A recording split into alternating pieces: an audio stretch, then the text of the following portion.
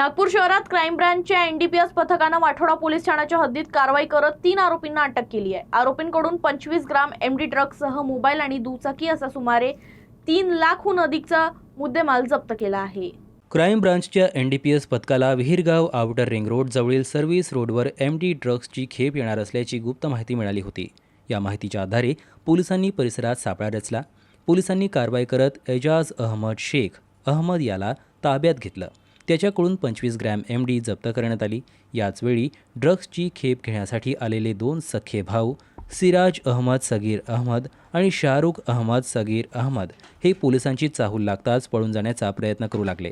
मात्र पोलिसांनी पाठलाग करून दोघांनाही अटक केली। चौकशीत आरोपींनी मोहम्मद अब्रार अन्सारी याच्या सांगण्यावरून एमडी ड्रग्जची खेप घेण्यासाठी आल्याची माहिती दिल्याचं पोलिसांनी सांगितलं।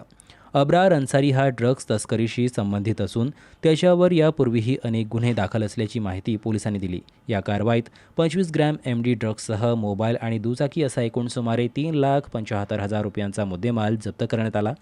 या प्रकरणी वाठोडा पोलीस ठाण्यात एनडीपीएस कायद्यानुसार गुन्हा दाखल करण्यात आला असून मुख्य आरोपी मोहम्मद अब्रार अन्सारी याचा शोध सुरू आहे।